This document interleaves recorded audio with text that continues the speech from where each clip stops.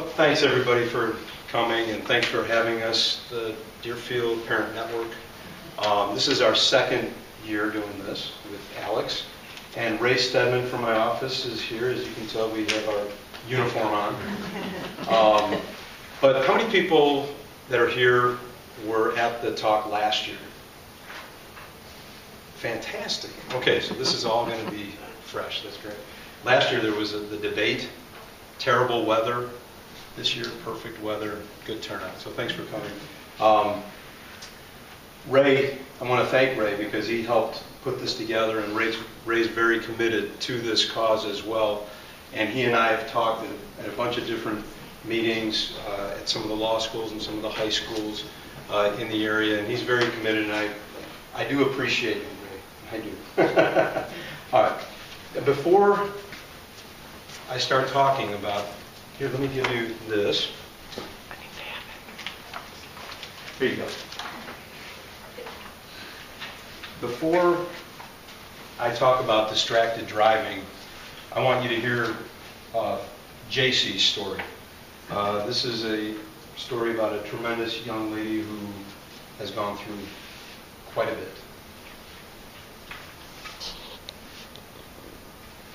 If I can figure this out.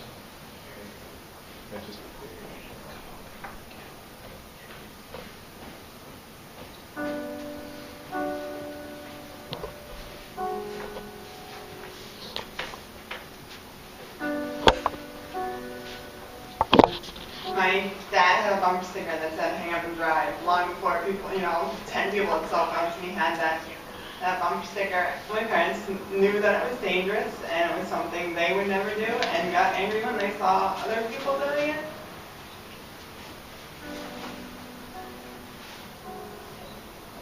It was one of the best days of my life, definitely. My whole family was there and everyone was so proud. It was amazing. It was, I meant it would just be like a high school graduation, but it was just so much more than that because my dad didn't even graduate from college, so it was a very big deal.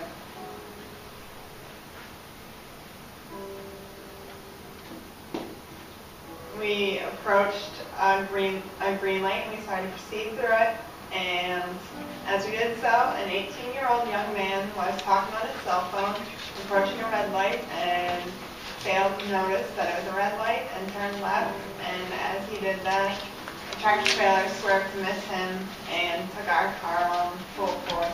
We were just at the wrong place, the wrong time. It could have been any one of the cars on the road that day. Both of my parents were dead instantly. I wasn't breathing. A paramedic happened to live right there and came and readjusted my head, and I took a gasp for air, and I was rushed to the hospital, and I spent, I think, 9 hours in surgery that night. No one really expected that I would live past the first 36 hours. But I just kept making improvements, moved to a rehab hospital, and it was at that point that I started making my own memories. Before that, people have told me stories, but I don't remember anything on my own.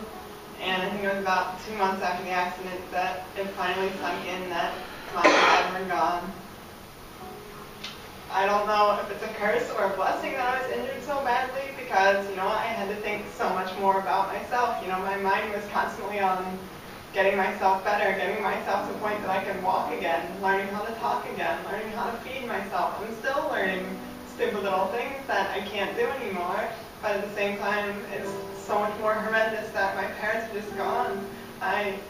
Just last week, I got engaged to my boyfriend in the last 6 years, which is wonderful, but who's going to walk me down the aisle? Texting, I think, is obvious that no one should be doing it, that your hand is off the wheel, your mind is off the road, your eyes are off the road. You're driving, you should be thinking about driving. You just need to lead by example. You just have to turn it off so you're not even thinking about it.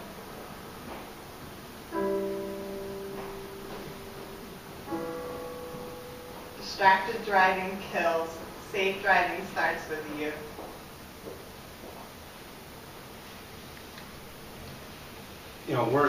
I'm not here to convince you that distracted driving is a problem. We all know it's a huge problem, and that's why we're all here today, because everybody here is aware of the problem and cares. So why are we here? Hopefully, we're here to help you make good decisions in the future, to help you make good decisions, to help you become safer drivers. And just as importantly, we're hoping that the information that we provide you tonight will help you teach others to be safer drivers, better drivers, and to make good decisions, especially your kids and the kids that are here today.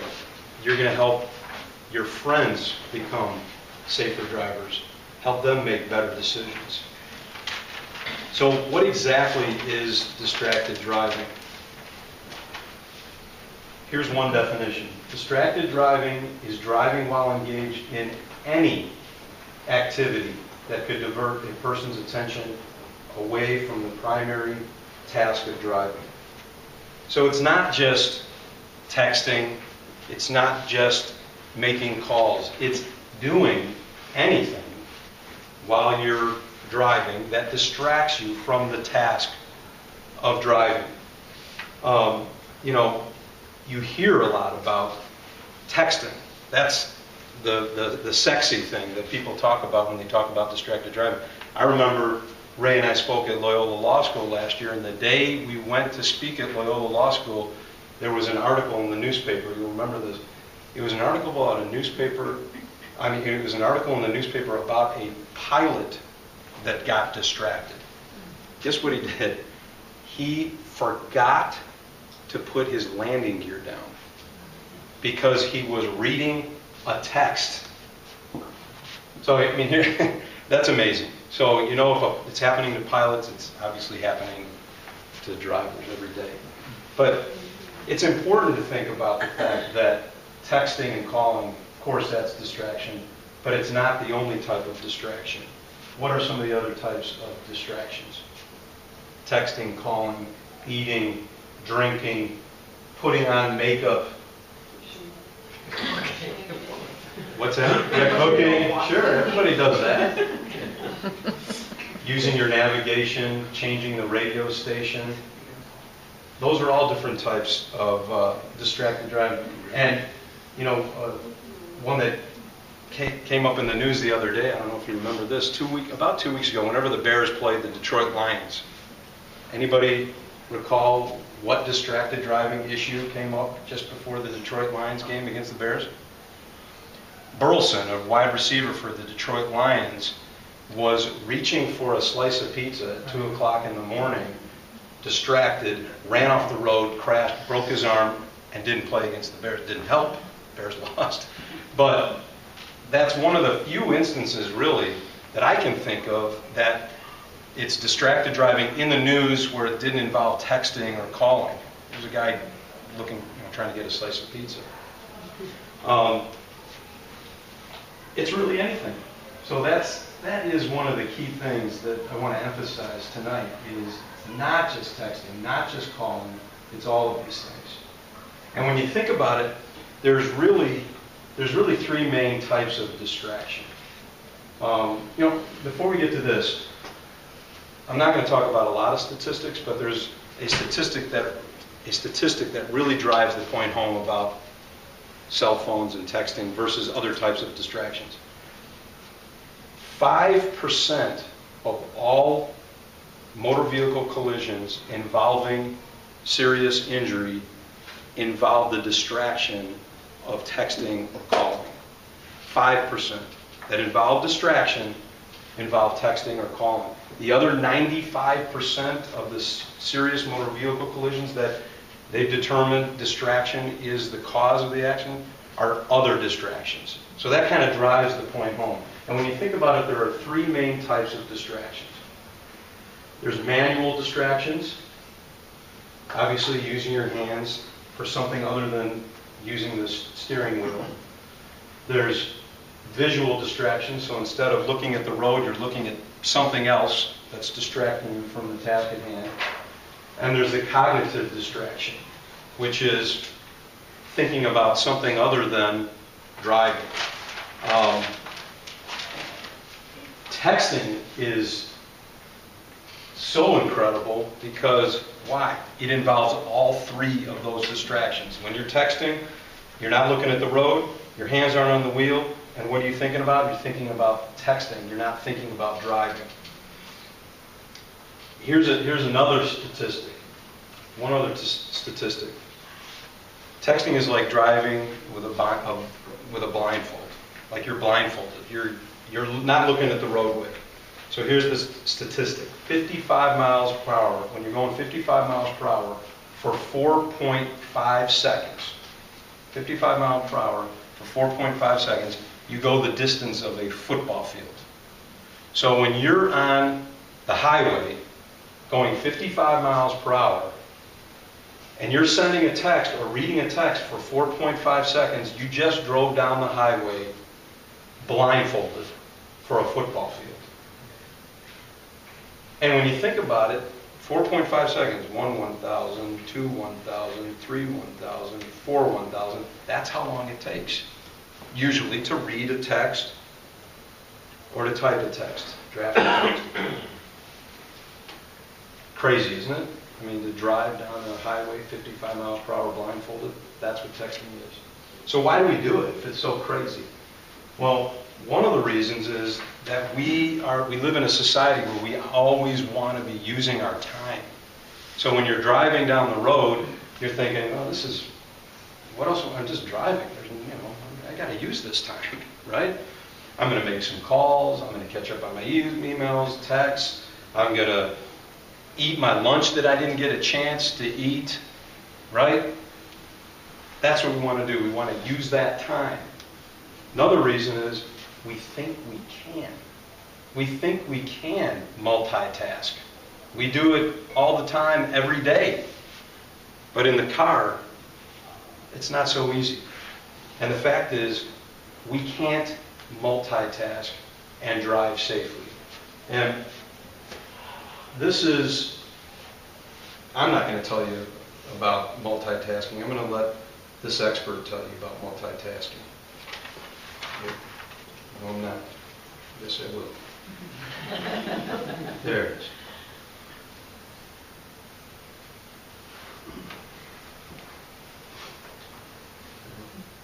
We hear a lot about multitasking. It's a good thing to be a good multitasker, and we're all challenged to do that, especially today with the kind of mobile communications technology we have available to us. What researchers are finding out is that the human brain really does not multitask. It's sequential in tasks. It goes back and forth from one difficult task to another. Now, this doesn't apply to things like walking and chewing gum, but two cognitively demanding tasks. The human brain cannot do at the same time. It goes back and forth. I like to call it toggle tasking. And some people are better at that than others. But at any given moment, the brain has to be focused on only one of those tasks. We now know, we never knew this before, we didn't have any reason to know it, but we now know that the act of a telephone conversation, a conversation with somebody who is not in your environment, is more cognitively demanding than we ever dreamed. And we've always known that driving a vehicle is cognitively demanding. So the brain's got to choose one. You can't do both. And if an event happens while driving a vehicle and you don't respond to it as quickly or as well as you should, the consequences are huge. It can result in death, loss, serious injury. It's a very, very serious thing. A good example, I asked people, I said, can you watch your favorite television show or movie, be engaged in it, follow it closely, while you talk to somebody on the phone? People say, no, I've got to choose one or the other, and that's the exact point. If that's the case, how can we expect to drive a 5,000-pound vehicle through a dynamic, always changing environment where the smallest mistake could result in serious injury? You can't multitask and drive safely. Brain's just not wired to think about two things at the same time.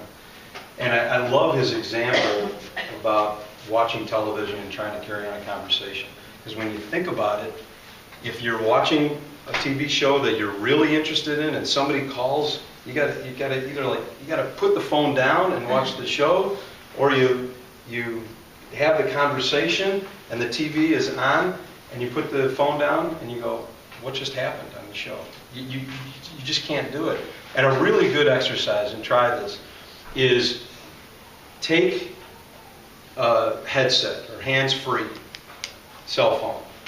Carry on a conversation with somebody and at the same time try to count from 100 backwards on a sheet of paper. Just carry on a conversation and count from 100 backwards.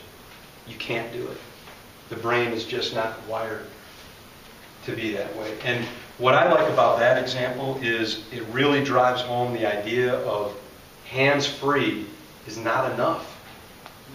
You're on the cell phone and you're hands-free, you're not thinking about the task of driving. You're thinking about the conversation. So it really, even though it's allowed by law, hands-free, it really isn't the best way to go if you want to be a truly, if you want to truly avoid being a distracted driver. So another, I think, good point that drives home the idea about distracted driving is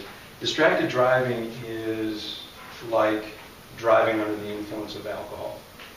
And there actually are statistics, which I think are included in the materials, which show it's very similar to driving under the influence of alcohol. Why? Because we know that when you're driving under the influence of alcohol, your perception time is delayed and your reaction time is delayed. Same thing when you're a distracted driver. You're distracted by something, your reaction time is delayed because you don't perceive it. Your perception time is delayed because you don't see it right away, and then of course you react slower. It's very similar to driving under the influence of alcohol. So what are the consequences of driving distracted? Some of them are very obvious. There's property damage if you're getting in a collision. There's serious injuries. There's death. But some things that you may not think about. Of course, common sense tells you that these things are true, but you've got to think about it, and we need to talk to our friends, our family, and our kids about these consequences.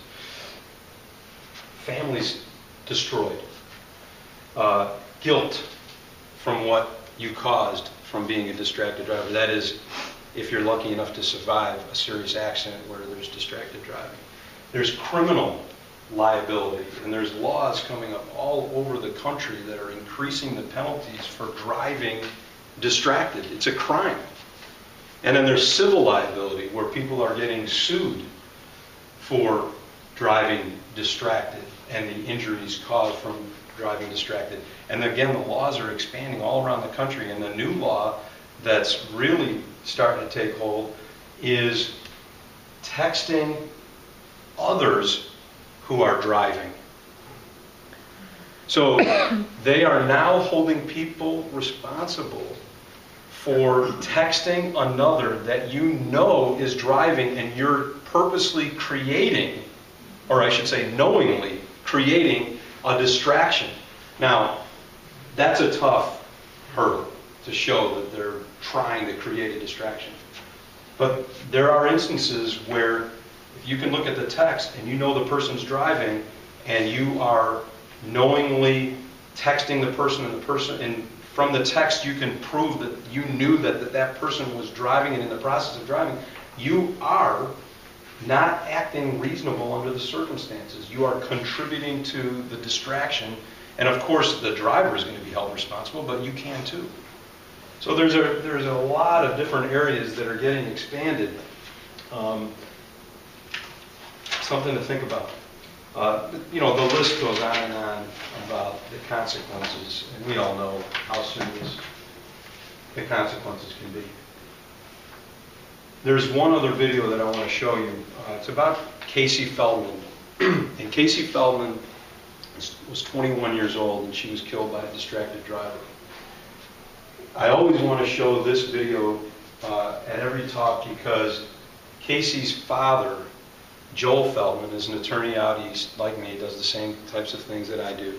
And when Casey died, he started this groundswell of distracted driving, at least from lawyers' perspective.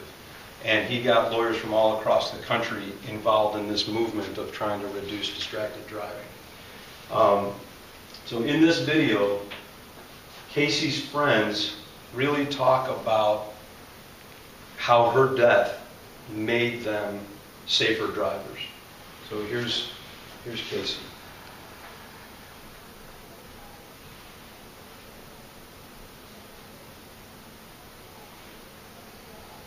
This is a face of distracted driving. This is Casey Feldman. Casey was a daughter, granddaughter, sister, niece, cousin, and friend.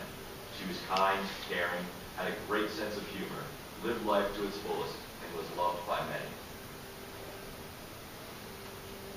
She was so funny and so vibrant and so beautiful in every way.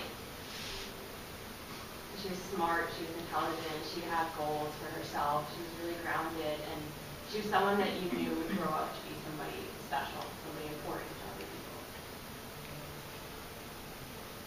Casey's life ended on July 17, 2009. She was struck and killed by a distracted driver while she was crossing the street in a crosswalk.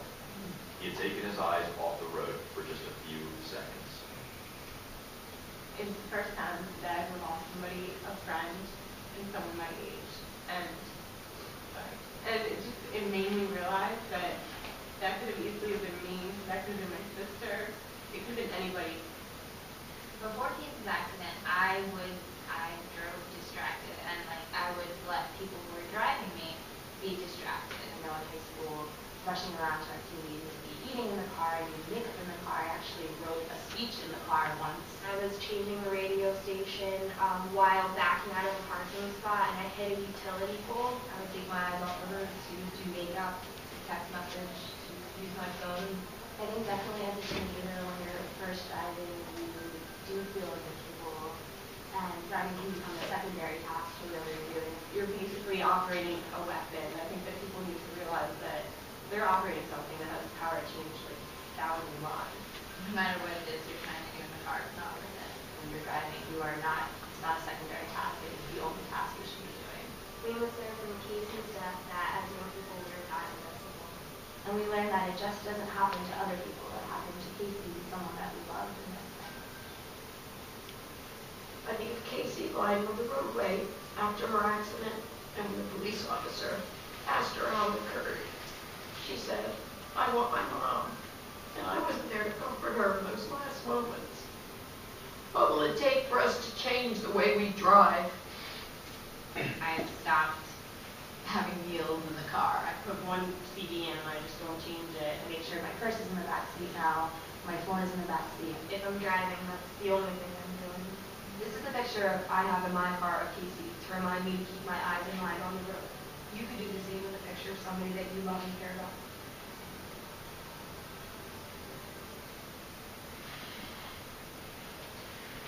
Well, for these girls, they needed tragedy to change, and hopefully you all of us, don't need tragedy to change and help others change. I changed. I was not good. A couple of years ago, I was a very distracted driver. I did everything that they've talked about: eating, drinking, texting, and calling. And I'm far from perfect now, but I'm trying very hard to become a much safer driver. And through the help of my family, I'm becoming a better and safer driver. I'm an injury attorney, and I represent individuals who are injured, and very often they're injured by distracted drivers. I just got involved in a case where, coincidentally, a 16-year-old girl had three passengers in her car, and they're only allowed to have one, and there were all kinds of distractions apparently taking place, and she turned left in front of my client, and he's very, very badly injured. That just happened a couple days ago. But it happens constantly, and it's been happening. I've been representing in those cases for many years, and there I was doing the same things as some of the drivers that I brought cases against. I was a hypocrite, and I was lucky. I was a lucky hypocrite because I had never had a serious problem for her, and I'd had plenty of close calls. But so then I made a big move to change when my son, Joe, who's a student at Deerfield High School, got his permit, started taking driver's ed, close to getting his license. And I said, I need to stop being a hypocrite.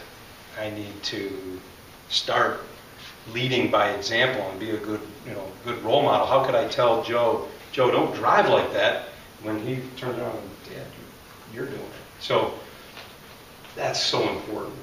It's so important for us to lead by example.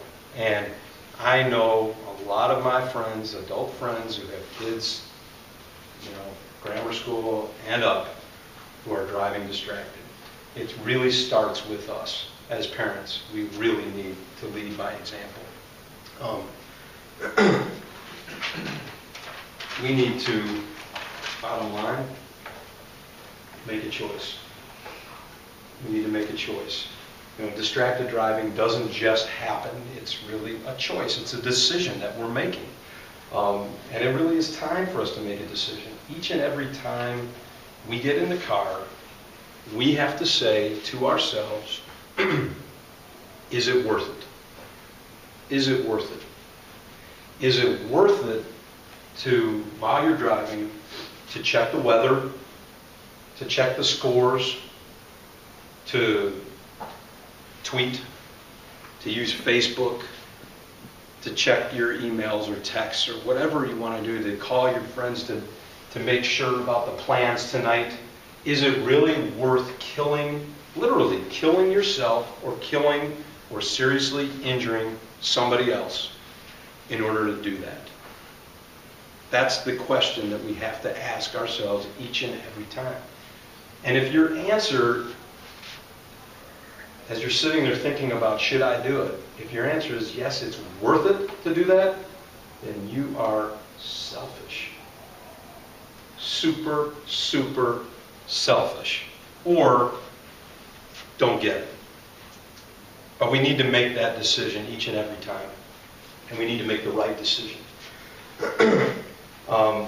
In the handout materials, there's articles that have the law in Deerfield, that have statistics, that have stories about distracted driving. Take a look at that when you get a chance. I think you might find it interesting and helpful.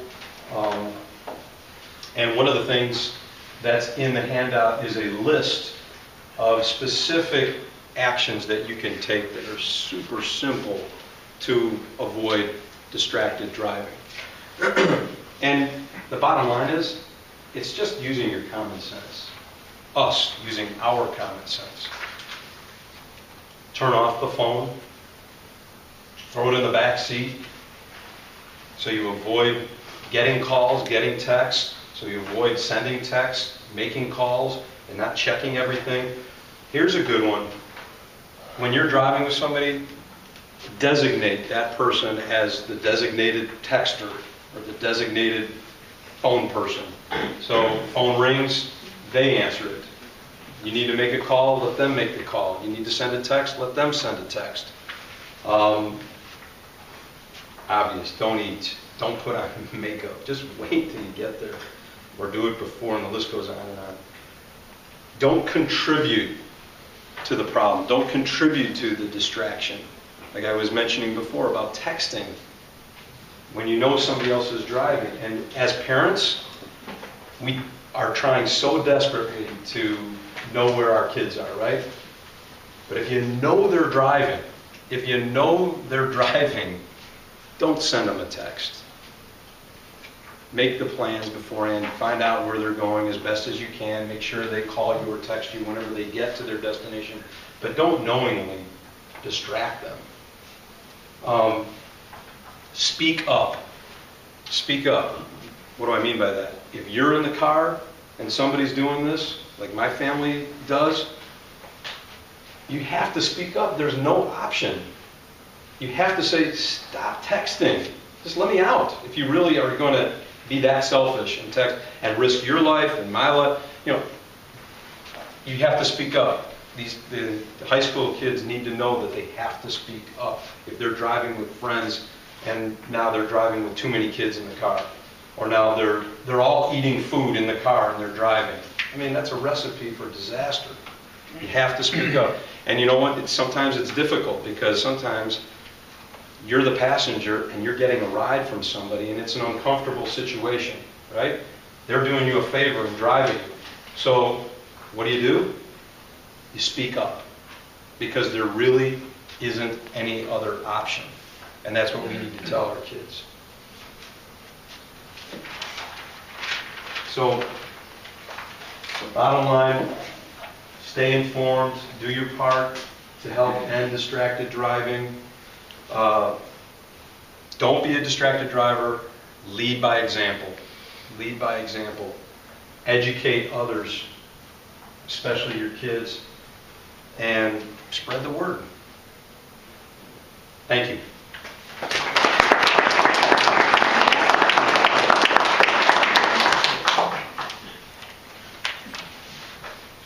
Thank you, Scott. Okay, and Alex Epstein is also a Deerfield High School parent and the manager of digital and social media advocacy for the National Safety Council. Thank you.